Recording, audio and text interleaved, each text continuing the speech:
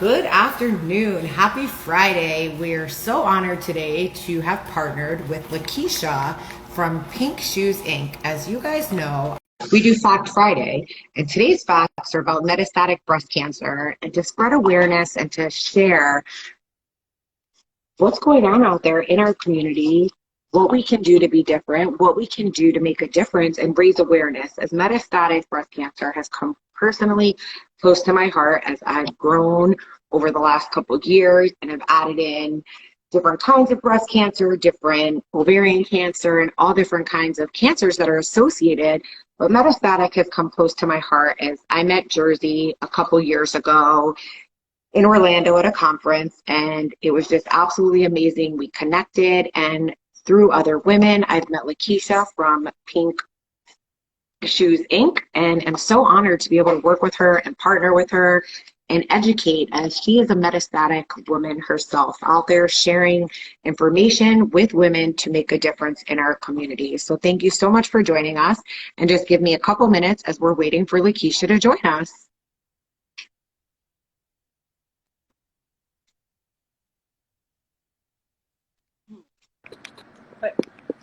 Celebrity shit, check it out. Look, Hi. Hi, guys. Hey, Tracy. How are you? I am good. How are you? I'm good. So I was just getting started talking to everybody, telling them obviously I today's heard you. You know you a talker. that's Friday, baby. Let's I get said, with I said Tracy ain't even waiting for me to join. She's just talking without me. I said, let me tell a little bit about why I want to touch on metastatic breast cancers. I think it's so important as as I meet women like yourself and Jersey and how we formed together and started Pink Angel Strong. And Jersey, we know you're not on the call. We're thinking of you, sending lots of love. But really talking about the facts, right? Right. Like that's what Friday is. It's about facts. And today's facts are about A metastatic breast cancer. Yeah. So Tracy, as you guys know, she always does Stacked Fridays. With Brock is Strong. Pink Shoes, we always do Metastatic Monday. So today we kind of just got some facts together that we pulled from the Coleman's website, Susan G. Coleman's website, with some facts on metastatic breast cancer that we just wanted to share with whoever's here to listen. Exactly. Who's ever here to listen, make sure you share these thoughts with your family, with your friends. Repost our posts. Our posts are educational posts to educate the community, because so many women are getting caught in later stages, especially with COVID-19. We're putting off screenings. We're not going. And yesterday, And also, some people are getting caught with later stages who are not putting off screenings too. Like correct. me, for example, I've always been screened. I've always did everything, So it's both. It's not just. I mean, that does happen, especially with COVID. A lot of people didn't make their appointments, so offices was closed. But also, there are people who are constant with their follow-ups, with their scans, with their labs, and still, unfortunately, get a late diagnosis as well. Correct. That's what we want to talk about, is making sure that we're sharing hot flashes. peppermint oil. Huh? Where's your peppermint essential oil? That helps for hot flashes? Girlfriend, you wake up in the morning and you put it on and it lasts all day. As a matter of fact, Tammy just called me before and she's like, I need to go smell my peppermint. I didn't know it helped with hot flashes. I'm about to go get that shit because I'm hot as hell right now. You know what else I use? You'll laugh. Bath and Body Works comes out once a year with a spray. It's called peppermint spray. It probably has some stuff in it that I don't know what it is, but anyway, I put it on in the morning. I put it in my bed sheets, and girl, my hot flashes don't happen. I'm gonna definitely, as soon as we hang up, I have some. I'm gonna do it right when we hang up. There you go. Okay. So let's talk about, and we'll start off like this. What is metastatic breast cancer? Right. Well, metastatic breast cancer, which is also called stage 4, it's when breast cancer cells from your breast travel to anywhere else in your body. So for me, mine went to my liver and my bones. It can go to your brain, it can go to your lungs. When it's from the original site, it's still considered breast. So like the cells that are in my liver, it's not like a liver cancer. It's still considered breast cancer. It's still being treated as breast cancer. So it's the most advanced stage of breast cancer. It's not curable, but it is treatable. And it's just breast cancer that has just spread throughout the body, through the lymph node system or through the blood, and it just bounced on home. It wanted to take up somewhere else, and that's what it does. It's a nasty thing. I hate it. I'm sure we all do. I'm sure. And I know you live it every day. It's not that easy. And, coming on and sharing your story empowers other women and inspires the life out of them. If any of you guys don't follow Pink Shoes Inc., La's a beast. She's a beast. She's out there every day, no matter how she feels, no matter what she's doing, even if she says, I'm not doing breast cancer today. Because that's what I say. Listen, I don't do my thing. This is my thing. I have metastatic breast cancer. So I live with breast cancer every day. And I run a nonprofit breast cancer organization. But that don't mean I want to do breast cancer all day, and every day. Like, sometimes I'm like, I'm sick of fucking breast cancer. I don't want to do this shit today. I really don't do it on Fridays, Saturdays, and Sundays, especially. Today's an exception because it's Broccoli Strong's Fat Friday. But I usually don't do it on Friday. I'm like, I got a lot of more other shit going on besides cancer that I don't want to do breast cancer every single day. I live with it, so I don't want to, it takes up enough of my real life that I don't want to have to deal with it every single day.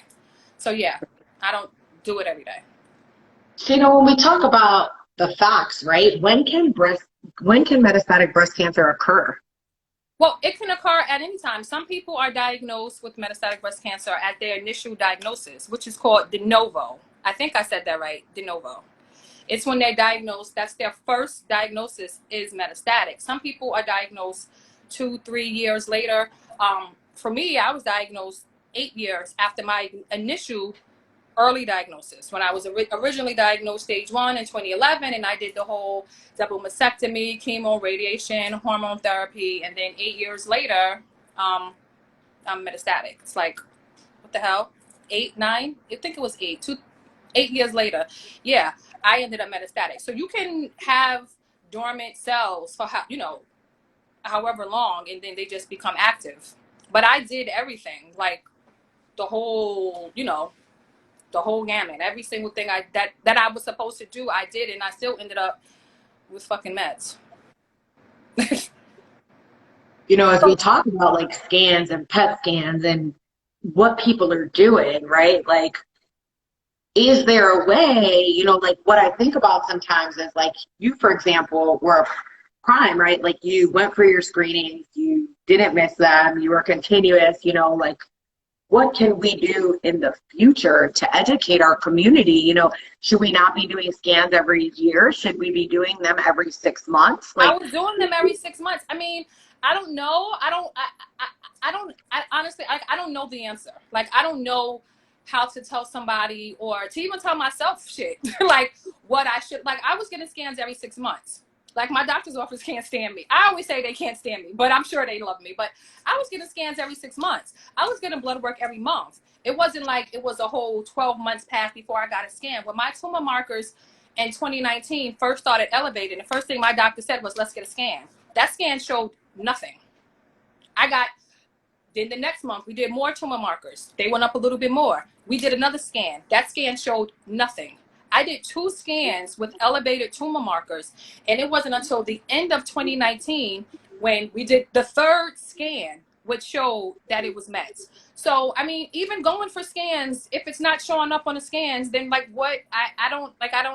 It's like, what the hell else could I have done? Like, what kind of scans were they? Just out of curiosity, were they scans? Were they MRI? I had PETs, and I had and CT scans, like the MRIs of the abdomen and stuff. And I had the PET scan, but it wasn't until the PET scan in October that showed the liver and bone mets. It did not show up on the other 2 scans that whole year. And I kept saying to my doctor, but I know something's there. My tumor markers is elevated. And he's like, he's so good. And he's like, I don't treat blood work. You know what I mean? Like, I have to see something. And he was right. But until it showed up, there was really, what was we going to do? Right. So you can get scans, like Dr. Alexia said, cancer is a tricky little bitch. You can get your scans and it's just sneaky. Dr. Alexia, if you're on, you want to pop on, maybe you want to join the conversation, we'll add you in. If you're interested, send us a request and we'll pop you on and maybe you can give some advice as well. Obviously, as you're a medical director and an infectious disease physician. So if you're available, send us a video request and we'll add you in and maybe you can give some input back on metastatic, as obviously, today that's our focus. When we talk about different cells, right, from the facts that we posted, I saw, it says metastatic breast cancer comes from breast cells that are remained in the body after treatment for early breast cancer. But again, here we are, talking about the facts. You had stage 1, you went on, you went about it, and then here you are diagnosed with mets. It's like, again, we know it's a tricky bitch, but what can we do to figure out how we can help these women so we don't get as far as mets, in a way. Well, I mean, I hear that, but then that sounds like what else, when you say something like, well, what else could we do? Like, what else could I have done? No. I know you're not meaning me for specifically, right. but I'm just turning that question to you. Like, what else would have been, like, what else could I have possibly done differently? The question is because you are so on top of your scans, because you are so on top of everything, for you in your case, I don't think there's anything else you could do. You're your own advocate. You spoke to your doctor. You demanded it. Are other women out there, right? Not just you, because I know you're badass and you don't care. You're calling your doctor. You're like, listen, this is what I want. I have this. What can we do? Some other women are not their own advocates. That's true. And really, that's what is important here in the facts, I think, of metastatic, is being your own advocate. Like, I follow a lot of women that have metastatic, right? A lot of them are like, well, I don't want to go for a second opinion, or, oh, I don't want to be part of a clinical trial, or I don't want to be part of this or do this. But at the end of the day, when you think about it, these are all options that are helping us, right? Like, you and I had a conversation the other day, I'm like, about genetic testing, just a regular genetic testing. But the thing is that everybody's journey and everybody is different. So some people don't want to do clinical trials for whatever reason. Some people don't want to get a second opinion because sometimes, I mean, there was a point when I was first diagnosed with mets and I said I wanted to go get a second opinion. My husband and my daughter was like, okay, but now you're going to be confused, because if this new doctor tells you something different from what your current doctor says, now what happens? So people make these decisions I still went and got a second opinion, but people make these decisions based off whatever their own, for their own reasons, their own personal things. So it's kind of hard, I feel like, to say, like, yes, we all know everybody needs to be their own advocate. Like, that's a given. But I still feel like it's kind of hard because everybody's on a different journey. And and what's important to me or to you or to somebody else may not be, important. Or maybe they don't want to hear a second opinion. Maybe they don't, maybe they don't want to do chemo because they don't fucking want to do chemo because they don't like it. Like, in all those different things are okay. I just feel like whatever decisions anybody makes, whether you're an early stage or a late stager, you just have to make sure that it's the best decision that you think is the best decision. We don't, at the end of the day, we don't know if any of these decisions we make are the right decisions. Right. So I don't know. I just started immunotherapy and I'm doing chemotherapy. I'm doing both. I have no fucking idea if this shit is going to work. I'm just hoping that the decisions that me and my doctor and my family came to make together is the best decision. I don't want to have any regrets. I don't want to have anybody to say to me, oh, well, you shouldn't have did this. You should have did that. You shouldn't have did this. You should have done that instead. Or I don't want nobody discouraging me from whatever decision that I want to make. So I always try to make sure I don't want to discourage someone else from whatever they want to do or whatever decision they make. Sometimes I know people personally who make decisions and I'm like, man, I wish you wouldn't have done that. But I don't want to say it to them because I feel like at the end of the day, we have to live with our own choices and we have to do what we think is best for us and our families. And what you may think is best for me may not be what I think is best for me, and vice versa. It's just hard. I mean, it's just fucking hard because you don't know what is right. You don't know what you're doing right.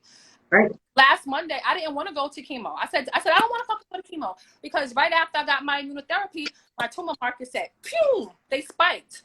right after my immunotherapy. So I'm like, what the fuck? Does this mean it's not working? I called my doctor and I'm like, I'm not coming on Monday. This is not working. You need to switch my chemo. He was like, that's not how this works. And no, we're not switching anything based off you getting one, you know, that's not how it happens. But, you know,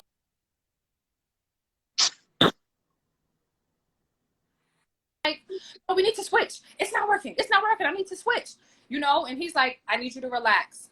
Things have to take time to work. Your body could be, you know, your immune system could be revving it up to attack it. That could be why, you know, like there's different things.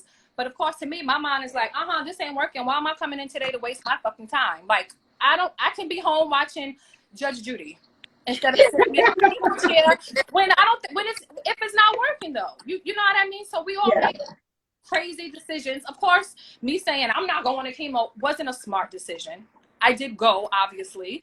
But, you know, we get in those moments and we have those feelings and it's like, nah, fuck this shit. I ain't going. Right. And you're entitled to feel that way. But right? I was there.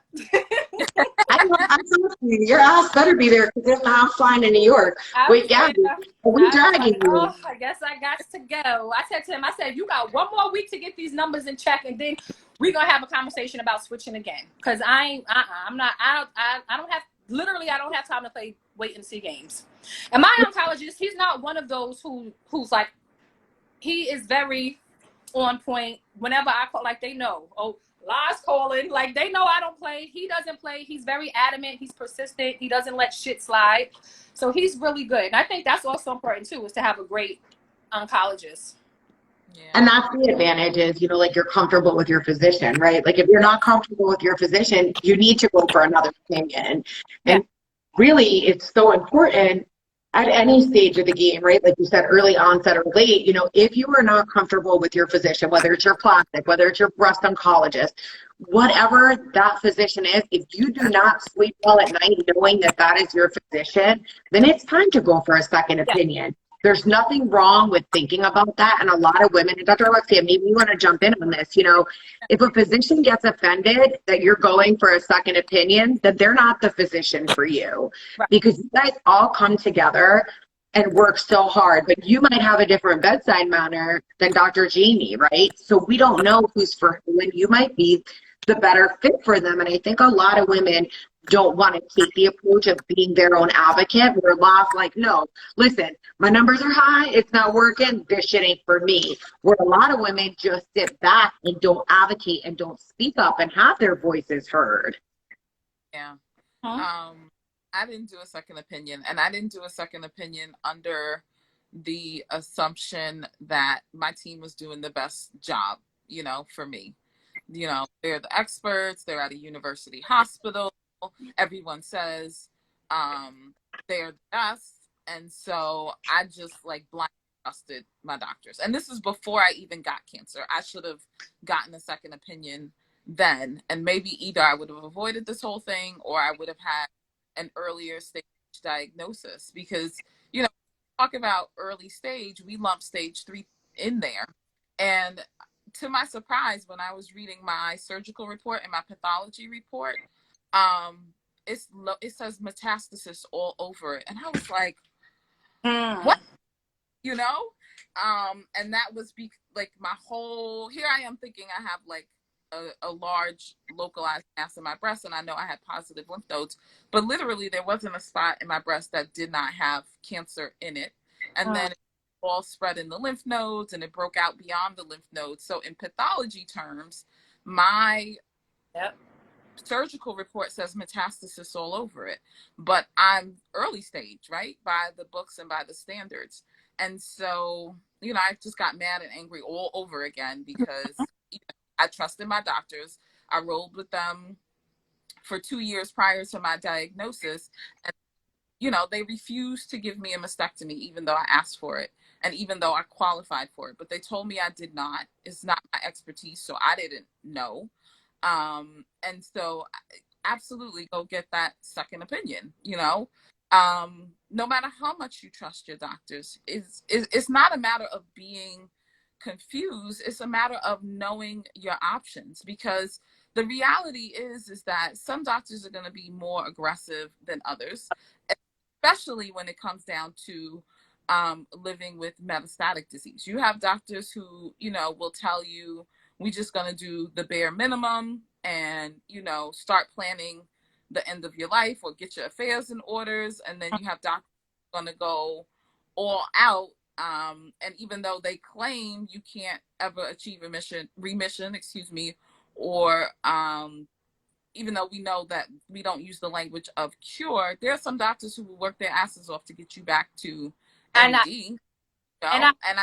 one thing my doctor said when I was first diagnosed, he said, like, when I was first diagnosed metastatic, he was like, I am going to do, he was like, you have my promise that I am going to do every single thing that I can, as long as there's a benefit to you, some benefit. I'm doing every single thing that I can.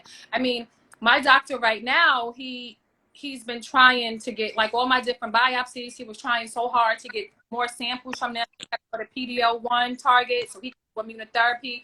I mean, he went back to my 3 years ago biopsy to see if that had. I mean, luckily, it had it. Hopefully, the immunotherapy works. But he was adamant, like, no, I gotta find a target. I have to find a target. Like when I was getting chemo that day, he came in and to the infusion room. He was like, I got the target. I found the PDL target from 2018. Like he was. It made me feel good because he was kind of excited. Like he kind of thought that this would be able to work. Of course, he doesn't have a crystal ball. We don't know if it is. Right. But he was excited. Like, I found a target. I've been looking for a target. I hope this should be it. Yeah. So mine is really one of those who like does boom, boom, boom. Like he is on top of it. But some aren't. Some aren't. But I think I'm blessed that I do have a good one. I wish he just, I wish he could just cure me. But he did say his ultimate goal is to get me to NED. Like he didn't say like it's not possible or anything. He was like, I always ask him anytime we switch treatment. I'm like, well, what's your goal with this? Like, what's your plan? And he's like, to get you NED. Like, that's my plan. That's what I want to get you to. Is it possible? We don't know. But I look at some people who's been metastatic for years, and I'm like, yo, it's 19 years. I think S.H.O.E.S has been metastatic. I seen the other day it was 19 years, and I'm like, wow, like, damn. Like people are living longer. People are definitely living longer, right? Like with metastatic, I can't hear you. Can you hear me? I hear you now. Sorry. People are living longer with metastatic now, from what I understand. From like, we work with Dr. Kalfa in University of Miami, who's amazing, and she does like a lot of clinical trials, and she said like the extended life, women are living a little longer with metastatic versus years ago they weren't, because there wasn't, different treatment options and like PARP inhibitors and all of these medications that are now available over a decade ago were not available. Right. So as new medications come out, whether they're either in clinical trials or they're new medications FDA approved, I foresee that the change is going to extend for women versus. No, because I got shit to do. 100%. You have an issue. You got shit to do. Right. Like, what the fuck? What I think. So when you were, what was you gonna say, Trace? No, go ahead. You go. I was gonna say, when La was sharing, about all the things she was doing, and she followed the checklist, right? You eat right, you don't drink, you maintain your body weight, blah, blah, blah. What else could I do?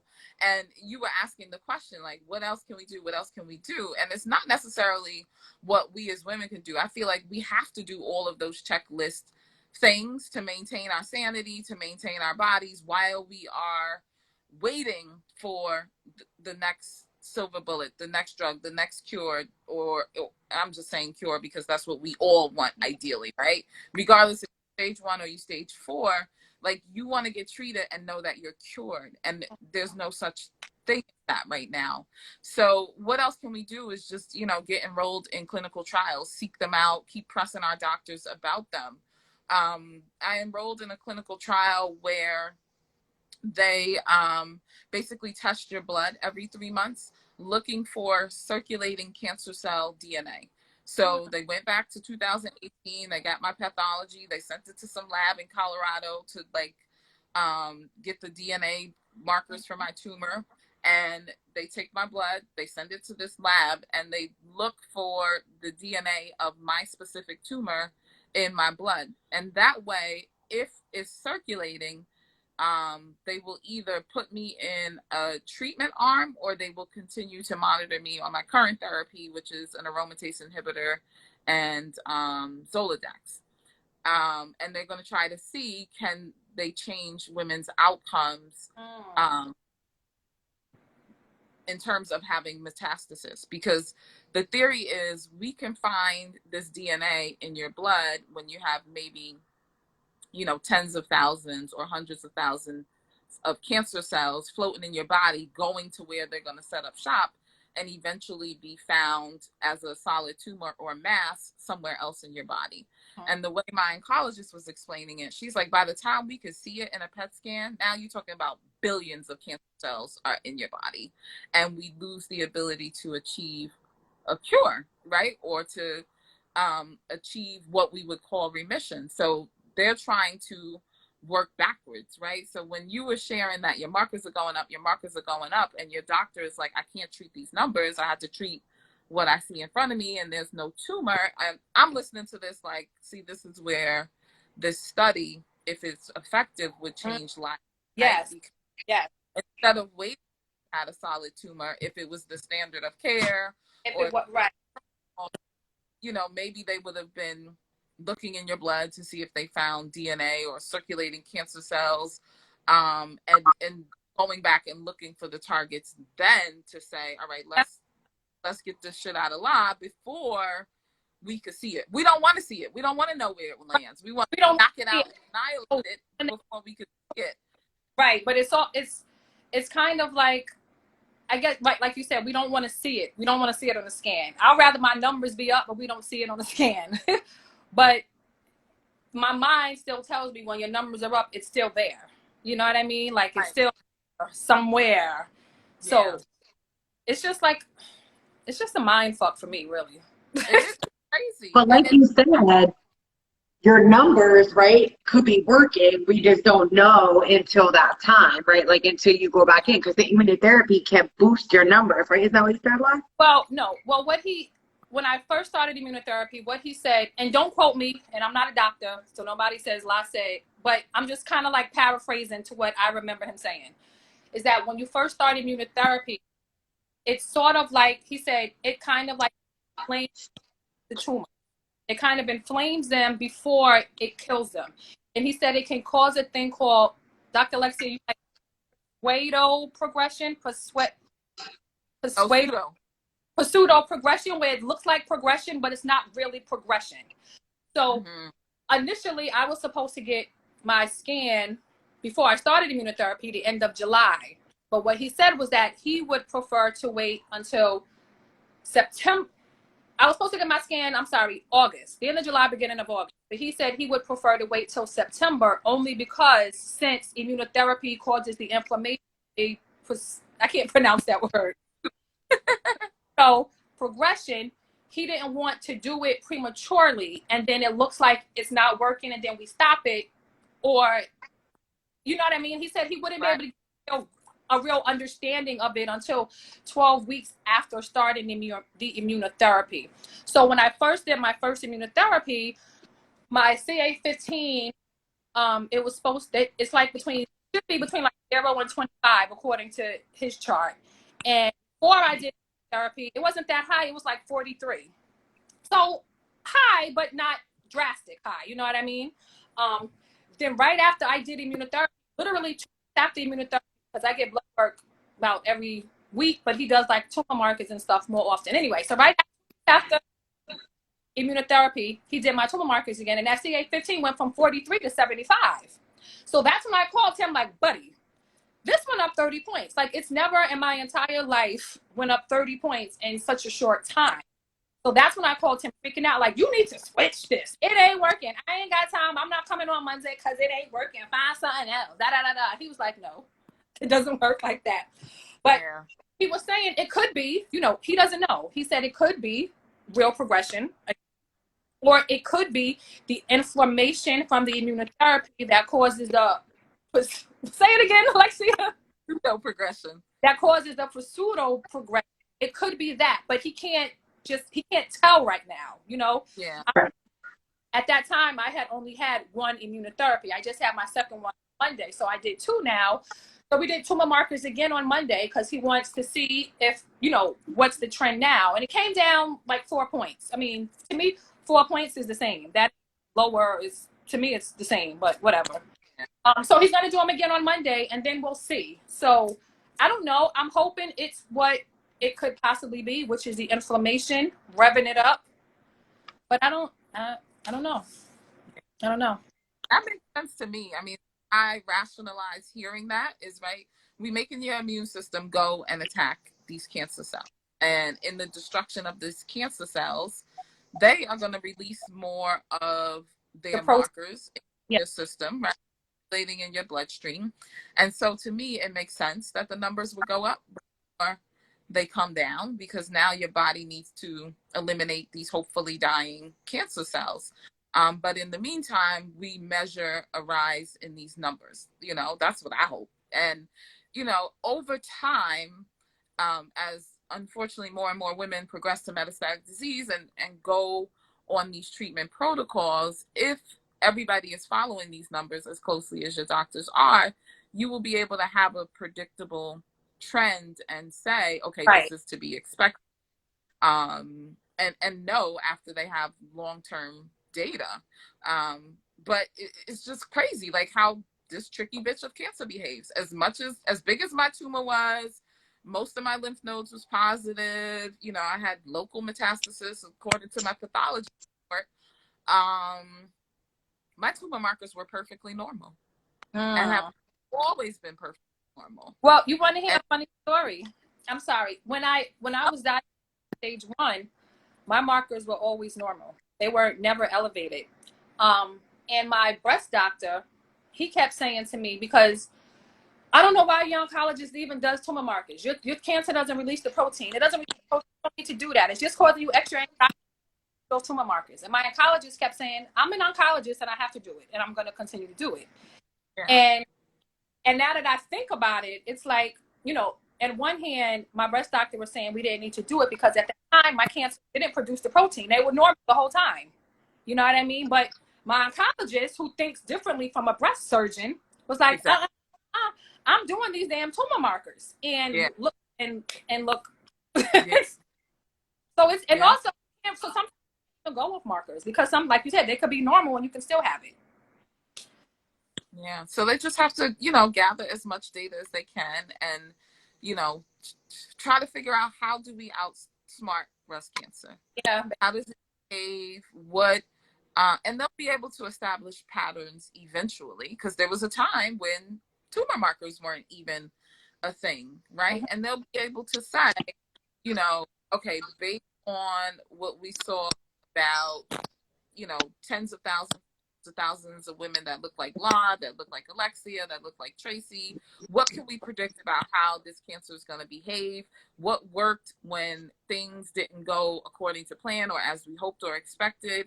And this is the right call for someone whose markers were negative, and then suddenly hopped up, you know? So I hope in the future, you know, whether a year, 2 years, 5, 10 years from now, our lifetime is that someone following either one of our trajectories, right, would never have to see metastatic, either because of a blood test that finds circulating DNA, or because even if tumor markers are going up, but the PET scans and CAT scans are negative, they say, well, we know we could beat this cancer back and we could achieve, you know, NED, or we can keep this woman or man in remission, because when these markers go up, we're not even waiting for visible.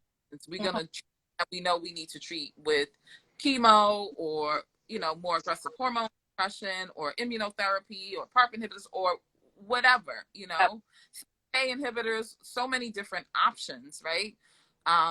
And then while we just in the waiting, we just have to be, you know, hopeful and optimistic. And, you know, we have to get involved. We have to be part of this solution, even if it's just answering survey questions, even if it's just showing up and giving your blood periodically or submitting yourself to additional tests. You know, we run from clinical trials because we don't want to be experimented on, not recognizing that, you know, you don't even necessarily have to take an experimental therapy or have an experimental procedure to be in a clinical trial. Sometimes it's just watching you closely to see what happens. And we need more people that look like us to be watched closely and to see how we respond to therapy, to know how do we treat Black women so that our death rates aren't 21% in the first 5 years, and so that we don't find ourselves with this 40% disparity in our outcomes, you know? So, you know, if ever, I wish none of us ever had breast cancer or mutation or anything, but if ever we had to deal with this, at least we're dealing with it in an information age where we can talk to one another, communicate with one another, where you could be on screen having a conversation with someone whom you relate to, whose story seems to be similar to yours, so that you have even something to go back and talk to your doctors about. Because again, you know, Locke could have been seeing a whole different kind of doctor who would have been like, we're just gonna palliate you. Right. Go get your affairs in order. Like, I can't tell you how many women I know who have been told by one doctor to go get their affairs in order and are alive today because they went and got a second opinion or a third, and they didn't stop. But there's also how many other women and men whose families had to plan funerals because they took that one person's opinion as the end all and be all and didn't even give themselves a fighting chance, you know? Right. I go see, when I did go for my second, I went for my second opinion at Sloan. And this was when I was first diagnosed Mets. At that time, I was on hormone therapy, Kisqali, which is like a hormone. I was on chemo for my Mets yet. And I had went to Sloan, and they had said to me, like, we would basically said everything that you've done so far and everything that your doctor is doing right now is the same exact thing that we would do. Like she said, there would be nothing different that we would do from what we're already doing. So that did make me feel a little bit better. It wasn't like, oh, I would have done this instead, because then I would have been like, damn, now I don't know what. But she was like, no, Right. would have done the exact same thing. Like, we would have put you on the same medicine. I didn't go back for another opinion after I had more progression, but when I was first metastatic, I did. And she told me that the same thing that my doctor was doing is what they would have done at that time. So, you know, sometimes going for that second opinion and getting that reassurance is better, right? Like sometimes you go and it goes your way. Sometimes you go and you're like, wow, there's options available. How come my doctor didn't tell me? So like there's do's and don'ts and there's good and bad to going for a second opinion, because obviously some people might not want that extra information. For me, I find for a second opinion, if I'm unsure or if I don't have a direct answer, then I'm going to go for a second opinion. And I'll give you a prime example. It might sound kind of crazy. I've seen 8 plastic surgeons. I'm not giving up. I'm going to find the one that's right for me, whether it's wherever it is or whatever it is. And the same situation for the girls that even have stage 1 or stage 4. You know, you have to find comfort in your treatment, because if you don't, then it makes it even harder if you don't self-advocate, right? If you don't support yourself, if people behind you are saying, oh, we'll go for another opinion, but you're like, no, I'm comfortable. You know, I think a lot of our journeys are all different, but all relate to the same path with physicians and how we feel and what we do to get through the process. Because obviously, I damn well know, like, you don't want to go see more people. You know, you have enough shit going on in your mind for you to say, I'm going to go get another opinion. Well, at this point, you're probably like, hell no, I'm not going for another opinion. I'm done. And you're comfortable with it. So that's fine. Right. But, like, I'm comfortable now. Like, I don't think I need to go to get another opinion. I am pretty comfortable and confident in my oncologist right now. But if I wasn't, for whatever reason, like, I don't have no problem. Like, y'all know me in real life. Like, no, like, you know, I absolutely, as much as I care about my doctor, at the end of the day, you know, he's going home to his family. Like, I want to make sure I'm coming home to mine. Like, my daughter's fucking 16. You know what I'm saying? Like, I want to come home to mine. So if I was to ever feel that he wasn't doing what I felt was in my best interest, then I would, you know, go for a second opinion. Or I would even tell like, buddy, what are you doing? Like, I need you to be team La, you know, like I need you to be on my team. I need you to be rooting for me. I need you to be cheering me on. It's funny, every time I see him, I go to get infusions. If I see him walking, he be like, how you doing, Miss Jackson? And I'm like, I don't know. You tell me, because I always think I'm fine. And then you be telling me some different shit. I think I'm good. Like, I don't know. You tell me. How am I doing? You tell me today how I'm doing. Yeah, Do me a favor. No, you're the one who always got some shit to tell me. I'm not bringing the bad news. You bringing the bad news. Get it right. So, I know we've been on for a little bit, but before we can continue the conversation, but as we're closing out, I want to do 2 bikini bathing suit tops, a large and an extra large by Ano Ono. They were donated from Unbreakable Boutique. Again, Unbreakable Boutique has taken their boutique items and has donated all of their bras to Rocker Strong and their bathing suits that were left. So if you guys can see, this is what the bathing suit top looks like. It's a large and an extra large.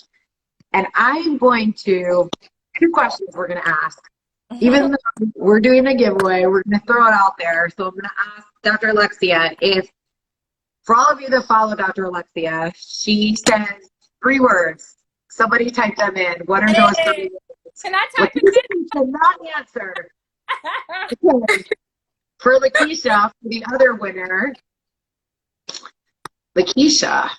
Uh-oh. I threw myself off there. Hold on, wait. Oh, because you have 2, right? Were you on the way 2? 2. So obviously, Labs is surviving and shit, but she also says something else on a daily basis, I would say, when I talk to her at least. So when you guys come in and you listen to Lar, you see her, what she says about Pink Shoes Inc. What is it? So again, what are a couple words that Lakeisha says from Pink Shoes Inc.? Browser. Sonny, you fired, man. You win everything.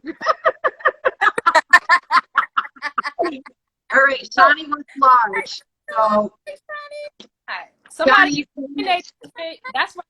That's Alexia's thing. Eliminate that shit. Rucker Wellness. So she was right. Shawnee did resilient as fuck. That's what I said. Pardon my language. Shawnee, you won. Message me. I'll get it in the mail to you today. And then for all of you, Shawnee, you won, baby. It's yours. There's no taking back. Sorry, you answered. I caught you out, beautiful. I'm having hot flashes right now. Look. Listen, extra large. Oh, Shawnee can't win again, so somebody better answer that. Real life. That's the answer. All right, so who's an extra large? Everybody who's an extra large, comment. The first person to put it in there. Oh, she can't even wear it. She's just very small. Shawnee. All right. Oh, Shawnee. How about Shawnee have it? Shawnee has the right answer, but she can't fit it and she doesn't want to win anyway. Let Shawnee pick the next winner then, because it's her gift technically since she won. So Shawnee, who? Oh, thank you, Shawnee. So why don't you refer somebody, Shawnee, who you know that would benefit from this post-mastectomy bikini top? Yeah. Tag them, tag me. And for the other one, the extra large, the same thing. How about Lakeisha, you choose somebody. I'm sorry, what am I doing? So you're gonna choose somebody who's an extra large. You survived. That's what you're doing, boo. I'm off it Friday. Nothing today. All right. Somebody choose a winner. Dr. Alexia, you choose a winner. I always get to choose. Do you know the other day, I just want you guys to know, we had 69 people enter. All right. Want me to? Okay. Rayanne for extra large, we'll send it to you, boo. Who? Rayanne. Rayanne put extra large in there. So perfect. Rayanne, it's yours. Send me a DM. We'll send it to her. Who's the large? I think Rayanne. She put in XL under her comment. So I'm curious if she's an extra large. Rayanne, peaceful. Perfect. Rayanne, make sure you send me a DM for the large and we'll send it to extra large. And then for the large, who do you ladies choose? We waiting on Shawnee, man. Oh, Shawnee. Yeah. All right. I'm about to say Tessa. Let's give it to Tessa May. Yeah, Hey, Tessa. rocking out. All right, awesome. Tessa, do me a favor, send me a DM. I will get your bathing suit tops out today. Tessa, Woo! Tessa, DM Tracy, okay? It's adjustable, Tessa. Doesn't it tie around, right?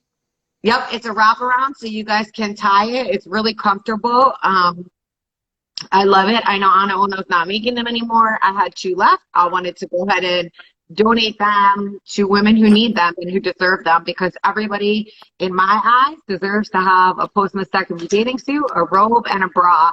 So if you or anybody know anybody that we can help, you can feel free. And I know Lakeisha has an amazing program in Pink Shoes Inc. as well. And we are always here to support you, as we're both grassroots organizations out there making a difference, as Lakeisha says, in real life. So think about us, know about us, support us, share the love. Really, we're super grateful for everybody coming on and just sharing their stories and just talking and having a conversation just like this. You know, we always think of like, what topic should we talk about next time? I think we're just going to come on and have a great conversation and bring up the points. Yes. I feel like it's better. It's more natural when you just start a conversation. Everybody's just talking about not whatever, but you know what I mean? It's just, it's Yeah. to me. Yeah. So that's what we'll do next time. Definitely. And don't forget, we're having our first event September 25th in Florida in boat campers on the Intercoastal. If you could come, join us. We'll be posting more information. La, I know you have your event coming up in September what? September 12th, New York, Long Island. I might have to come. We'll have our both. September 12th. Come on through, bro. I might have to come to New York. That's it. It's calling. I feel it. I feel it. And then I'll see Dr. Alexia next week, the following weekend for the Florida event. And then we're also super excited. I can share about our Dear Body project. We have decided to do a photo shoot in July and August with Women Empowerpreneurs, writing your story on your body and the advice you give to your younger self. So we are excited to have 6 women, 2 of them who are coming from out of state. I'm so excited. Dr. Christina Hibbert is flying in from Arizona. We're so excited. And Katie's coming in from South Carolina, as we've always done transformational photo shoots, and the Dear Body project was so close and near and dear to my heart that I want to make sure that we can pass it on to other women. So again, support, advocate, educate, and don't forget to make donations to grassroots organizations like Shoes Inc., Angel in Disguise, and Bracket Strong. And together, we're Pink Angel Strong. Yeah, we are. Well, Dr. Alexia, I'm so glad you got to pop on. Surviving and shit, all of us rocking our shirts. Well, I was like, wait, let me get myself together. I got one of them shirts. I have 2 of them shirts. That's so funny. Tessa, we wish you were closer to, and just for all of you ladies that are asking about the photo shoots and our events, normally we do sponsor 1 or 2 women to come in from out of state. So for September, if you are not located in Florida and you do have interest coming to our, it's called Life is Amazing. It's a little different than we normally do. It's not a transformational photo shoot. It's just coming together as a community to say how life is so amazing. Fuck cancer. Let's keep moving on. Surviving and shit. Making lemonade and shit. Let's just keep moving and say we're grateful to have each other and be in the community and have sisters that are all around us. I like that. Life is amazing. We need to do one up here. Well, I didn't make it, just so you know. Anthony created it. Anthony created the entire event and wrote all the content. Oh, listen, Anthony, he needs his credit. He creates. Listen, he creates it. I can't say nothing. He did amazing. He writes amazing. Yes, he does. Okay, well, tell Anthony we need to do one in New York. Okay, let's do it. Let's do it. Life is amazing. That's what we got to say. So we can talk about doing something in Valentine's Day, ladies. Ooh, not so far off. Mm-hmm. Before we know it, it's 6 months away, right? When you think about it, we're halfway through the year. Oh, fucking crazy, right? Like, I need my year back. I'm good. Let it go. Let it go. Let's start fresh. 2022. I'm ready. 2021 was amazing. I'm ready for 2022. I'm ready for no surgeries, no biopsies, no chemo for all my friends and radiation. Let's start out somewhere new. Now that would be amazing. Let's keep fighting. Let's keep making a difference and get our big mouths heard, because without us, nothing's going to happen. Right. Well, happy Friday, everybody. I have to go to my garage and prepare some more boxes and to prepare for my makeup to come. We have so many good things happening here at Bracket Strong. And before I forget, the last and most important piece of my conversation today is, as we talk about going for second opinions, say you're located in New York and you want to come to Florida for a second opinion for a physician that has a clinical trial or offers different treatment options. Reach out to Bracket Strong. Woo, woo. Patient airlift services, brand new partnership for us. We will be flying women on private jets with their families to different states to get the treatment that they deserve and are needed. So if anybody needs any flights or transportation to another state for a clinical trial or to see a physician, reach out to myself, Dr. Alexia, Kate, or Tammy, and we are here for you. That's excellent. That's really dope, though. That's really dope.